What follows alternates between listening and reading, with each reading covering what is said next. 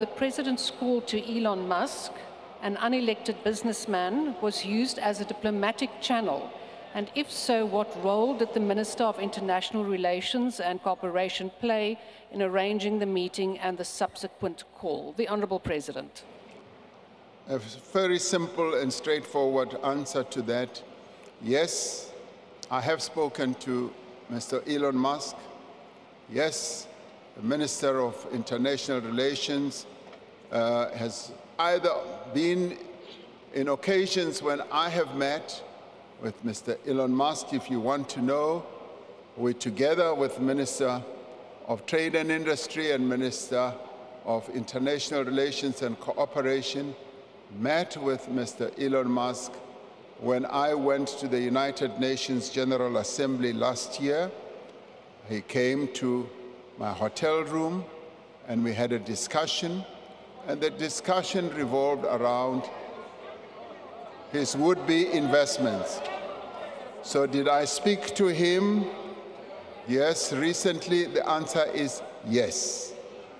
And this we do because we continue to engage with a variety of people through diplomatic channels, as well as we engage with them through various constituencies in countries that we have relations with. And as I've indicated through this conversation that I had, we were able to have a discussion on what was a mischaracterization of what was being said about our country. And he being a person who is quite, I would say, influential, whether one likes it or not, as we interact with various people, business, academic, research, or otherwise, we do interact with people who we believe are able to discuss issues with some people in very official categories. So we do talk to non-state actors as well as state actors. And we will continue to engage with people both inside and outside of South Africa to promote our country and to promote the interests of our country. There's just nothing sinister about the various discussions that we hold with a variety of people. Even on an ongoing basis, when people make contact with us, yes, we talk to them, but we always make sure that our foreign policy positions are advanced and they are not undermined or diluted. Thank you very much, Honourable Speaker. The first supplementary question will be asked by the Honourable Malema. Thank you, Deputy Speaker. Mr. President, I don't know wittingly or unwittingly, when you were answering the question about our relationship with the USA, not once have you mentioned DERCO or Minister of International Relations. And this is as a result of you having met Elon Musk during the UN General Assembly and knowing very well the views of Elon Musk about South Africa, racist, white supremacist views about South Africa, which led to you meeting him because you thought you were going to clarify those issues. Unrepentant racist became emboldened and then made more bad remarks about South Africa even after meeting you physically. You still saw a need to go outside the diplomatic channels and made a contact with an individual, not using diplomatic relations or mechanism within which we resolve diplomatic disputes as South Africa.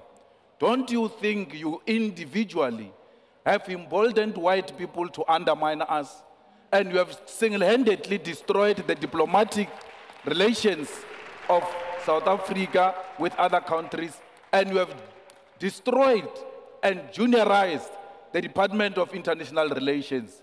Mr. President, And le swantse le tsebe gore nto ya o bolela le ditsotsi tša o tshwana le bo Elon Musk ko re taletša ka bana ba makgowa. And worse, Elon Musk, you organized a meeting with him or that telephone conversation through his immoral father, politically, economically, and otherwise. A man who has engaged in business in South Africa through illegal means, even when he has admitted to do so. Those are the type of characters you can't speak to. Imagine, Mr. President, had they said Donald Trump would called the Guptas during that time. What were you going to say? You are going to say that Guptas are an independent state actor. You are not going to say that. You are going to feel undermined. And that's exactly what you have done. What are you saying about established practices of resolving issues in a diplomatic way and diplomatic channels in South Africa? Do you have a full confidence in the Minister of DERCO and the department itself? You speak about an ambassador in Washington or New York. That ambassador belongs to the Department of International Relations. Instead of talking about international relations, leadership, and the department, you talk about ambassador. But when you talk about DRC, you talk about Minister of Defense is doing 1, 2, 3. You don't say ambassador in DRC is doing 1, 2, 3. Thank you very much. Honorable President.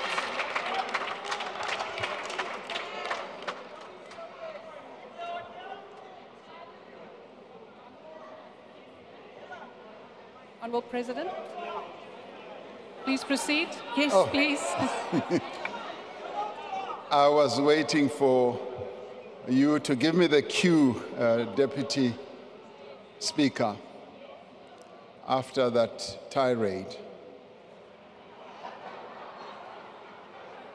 Now, Honorable Malema, ke kgopela ntho e le nngwe fela.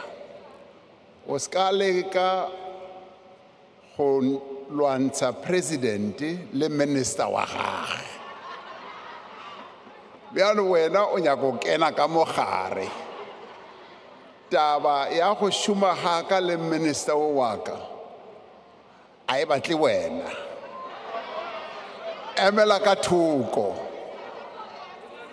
Emela ka thoko ka obane wa bona ha re le di meeting tsa rena tsa cabinet kapa di feng kapa au yo wena o ba o se gona le gore re shumisana byang ka bane minister o re ha fetsa go etsa dilo tsa gagwe a bolela le batho o amputsa le nna ke fetsa go bolela le batho ke a mmutsa. So wena biale o leka go kena hare ha rena nka se dumele ntwewe le ganyane nka se dumele. So we work in a very interactive way, and as I said to you, there is just no way we can say we don't talk to certain people who are either non-state actors or state actors. The discipline that I have always followed, if you care to know, is to always keep my colleagues informed, and they always keep me informed. Be they ministers or deputy ministers, we always know when we do certain things that have to do with the Republic of South Africa. So ke fella gona mowe o ska re lwantsha ke a gopela. Deputy Speaker. Deputy Speaker. Deputy Speaker. Honorable President, it seems that there is a point of order. If you can please just take your seat. Yes, Honorable Member, Honorable Thank you, Matwe. Deputy Speaker. With all due respect, the President did not answer the question. Instead, he went on and on educating us about his relations with the Minister of South Africa. You might have appointed him, but he's serving for the people of South Africa. And when there's something wrong that you are doing, allow your members of parliament to tell you and show you that this is wrong. Because you can't have the department that has been undermined the way you are undermining it. The minister is there for a purpose.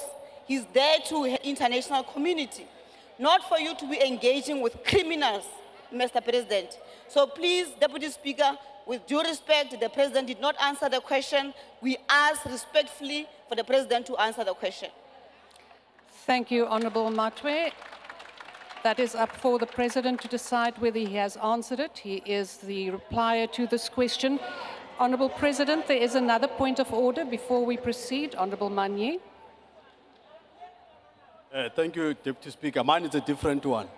I'm just worried about the mics here. You know, when Honorable Malema was speaking, you put your mic on, your lips were moving, but there was no sound. Just now you will say somebody disregarded your ruling. Can we get the IT people to attend to the sound, to the mic issue? Thank you. Thank you, Honourable Manye. Yes, indeed, there is a little bit of a problem with the switch here. I'm quite aware of that, so I am concentrating that it switches on before I speak. Honourable President, please proceed. Thank you, Honourable Speaker. It's a simple answer. In whatever I do not seek to undermine any of the colleagues I work with. Thank you, Honourable Deputy Speaker. Thank you, Honourable President. The second supplementary question will be asked by the Honourable Gigaba. Thank you, Honourable Speaker. There is obviously an urgent need for a new multi-pronged strategy in relation to the new geopolitical risks that we are facing, especially in light of recent US elections and the treasonous actions of AfriForum and Solidarity. Mr. President, can you provide light to the nation as to measures government is taking to ensure that we harness national consensus, patriotism, and solidarity and responsibility, including that of people of South African origin living abroad, to persuade them to contribute positively towards projecting South Africa positively globally, advance our national interests, and combat anti-South Africa and anti-transformation propaganda? Thank you. The Honourable President. Honourable Deputy Speaker, thank you. Yes, Honourable Kigaba, we should all, as South Africans, be projecting a very positive image about our country.